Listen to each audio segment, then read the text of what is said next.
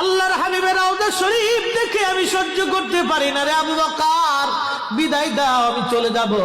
চলে গেলেন নবীর পাগল। সিরিয়া দামেস্কে যাওয়ার পরে কিছুদিন পরে নবীজি স্বপ্ন দেখায়, কিরে বেলাল, এটা কেমন জুলুম, কতদিন হলো তোমার কণ্ঠের আজান শুনি না। বেলাল রে, তোর কি মন চায় না আমি নবীর জিয়ারতে আসতে? বেলাল আয়, আমি নবীর জিয়ারতে আয় রে বেলাল আয়, কতদিন হলো তোমার কণ্ঠের আজান শুনি না। স্বপ্ন যখন নবীজি দেখাইছে, এ মুসলমান, হযরতে বেলাল সুদূর সিরিয়ার দামেস্ক থেকে পাগলের মতো দৌড়াইলেন, পাগলের মতো ছুটে আসলেন। যখন মদিনাতে আসলেন তখন তাহাজ্জুদের সময় চলতেছিল। তাহাজ্জুদের সময় চলার সময় হযরত বেলাল রাদিয়াল্লাহু আনহু কাঠের জালি দিয়ে তখন রওজা শরীফ ঘিরে রাখা ছিল।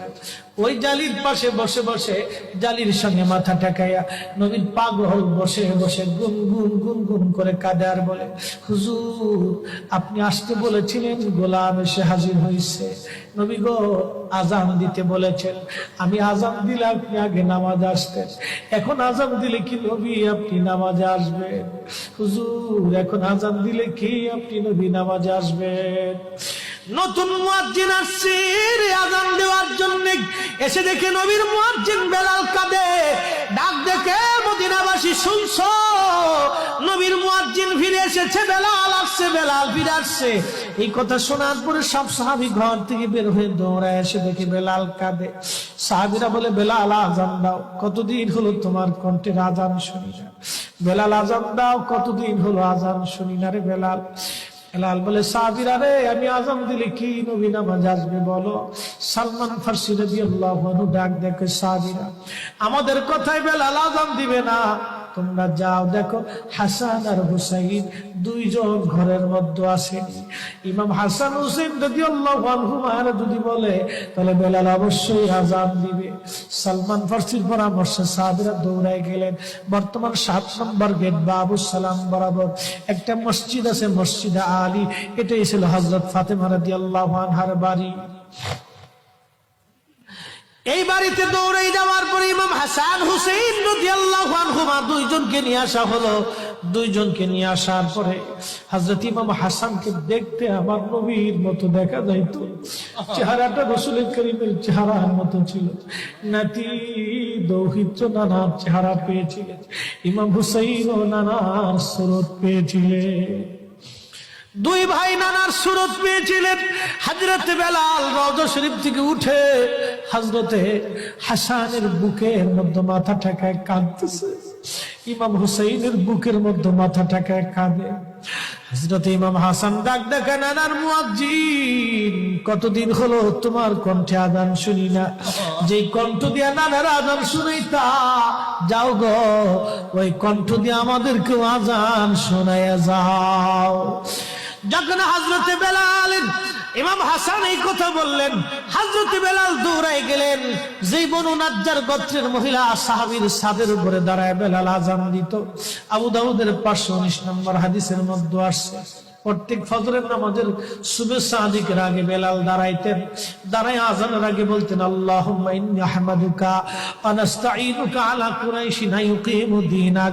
প্রত্যেক ফজরের আজানের আগে এই দোয়াটা পড়ে বেলাল আজান শুরু করতেন। হযরত বেলাল রাদিয়াল্লাহু আনহু আজকে তাহাজ্জুদের আজান দিতে গেছে। আজান দিতে যাওয়ার পরে হযরত বেলাল যখন আজান দিলেন, আল্লাহু আকবার, আল্লাহু আকবার, আজানের মধুর ধ্বনি সারা মদিনার রন্ধ্রে রন্ধ্রে ছড়িয়ে গেল।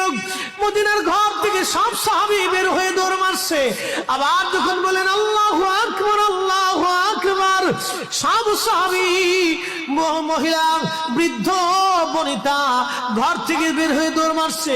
যখন বলল আশহাদু আল্লা ইলাহা ইল্লাল্লাহ, মদিনার ঘর থেকে সব মহিলারা ঘর থেকে বের হয়ে দৌড় মারছে রে, আর কান্না করে, নবী বুঝি ফিরে আসছে রে।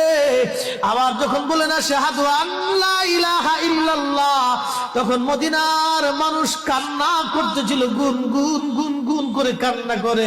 মদিনার ভিতরে আওয়াজ বের হয়ে গেল, নবী বুঝি আসছে রে, নবী বুঝি ফিরে আসছে রে, নবী বুঝি ফিরে আসছে রে, নবী বুঝি আসছে। হযরত বেলাল যখন বলেন আশহাদু আন্না মুহাম্মাদুর রাসূলুল্লাহ, মদিনার মাটিগুলি থরথর থরথর করে কেঁপে উঠছে রে। মদিনার মানুষের কান্না বেড়ে গেল। হযরত বেলাল অজ্ঞান হয়ে জমিনের মধ্যে পড়ে গেলেন, তিনি বেহুশ। নবীর আশিক বেহুশ হয়ে গেলেন। বেলালের মতো আশিক যদি আমরা হইতাম, এ দুনিয়ায় নবীর দেখা পাইতাম, এ দুনিয়ায় নবীর দেখা পাইতাম। যখন হুঁশ ফিরে আসছে, রওজা শরীফের পাশে বসে বসে বেলাল কাদের বলে, হুজুর আজান দিতে বলেছিলেন, আজান দিয়েছি। হুজুর আমি আজান দিলে আগে নামাজে আসতেন, আজকে আজান দিলাম আপনি হুজুর আসেন নাই। যে আজান দিলে নবী আসবে না, আমি বেলালে আজান আর কোনোদিন দিব না। হযরতে বেলাল কিছুদিন পরে কলিজা ফেটে নবীর বিরহ বেদনা সহ্য করতে না পেরে তিনি চলে গিয়েছিলেন পরপারে। কলিজা ফেটে, কলিজা ফেটে, কলিজা ফেটে। এইভাবে সাহাবীরা নবীকে ভালোবেসে গেছে। কত সাহাবী কত ভাবে নবীকে ভালোবাসছে রে। হযরত আবু বকরের কথা বলছিলাম, আম্মা জান আয়েশা ডেকে বলে, হুজুর আপনি, আম্মা জান আয়েশার মনটা বেজার হয়ে গেল।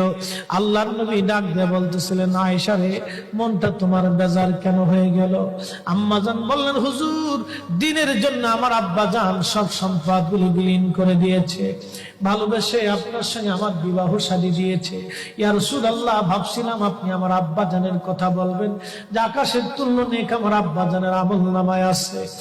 আল্লাহর নবী ডাক দেখো, আয়েশা রে তোমার আব্বা জানের এক রজনীর আমল যদি এক পাল্লায় দাও, আমার উম্মতের সব উম্মতের আমল যদি আর এক পাল্লায় দাও, আমার আবু বকরের এক রাত্রে আমলের ওজনের সমান হবে না। আম্মা জান বলে, হুজুর কোন রাত, কোন রাত, কোন রাত? নবীজি বললেন, আয়েশা রে সেটা হিজরতের রাত। বহুদিন আগে বলেছিলাম আবু বকর হিজরত করা লাগতে পারে।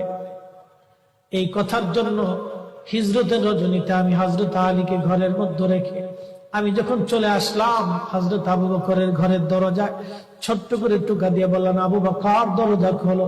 সাথে সাথে দরজা খুলে গেল। জিজ্ঞেস করলাম, আবু বকর তুমি কি ঘুমাও নাই? আবু বকর ডেকে বলে, ইয়া নবী আল্লাহ বহুদিন আগে বলেছিলেন হিজরত করা লাগবে। হুজুর ওই দিন রজনী থেকে অদ্যবধি রজনীতে আমি কোন রাত্রির জন্য বিছনায় পিঠ লাগাই নাই। আপনি নবীর অপেক্ষায় দরজার সাথে ঠেস মেরে দাঁড়ায় আমি জেগে থাকি, কখন আপনি আসবেন, কখন আপনি আসবেন, কখন আপনি আসবেন। আপনি যখন রাত্রিবেলা আসবেন আমি ঘুমাবো, আপনি ডাকবেন, কাফেররা টের পাবে, আপনাকে কষ্ট দিবে। হুজুর একটা রজনীর জন্য আমি বিছনায় পিঠ লাগাই নাই, আপনি নবীর অপেক্ষায় দাঁড়ায় রয়েছি, দাঁড়ায় আসছি, দাঁড়ায় আসছি, আমি ঘুমাই না। আয়েশা রে এই রজনী আল্লাহর কাছে এত ভালো লাগছে, এত ভালো। আর সাহাবী আবু বকর নবীকে ভালোবেসে নবীর অপেক্ষায় দাঁড়ানোর জন্য, নবীর জন্য দাঁড়িয়ে থাকার জন্য, নবীর জন্য দাঁড়িয়ে থাকার জন্য আল্লাহ এত বড় প্রতিদান দিয়ে দিলেন, এত বড়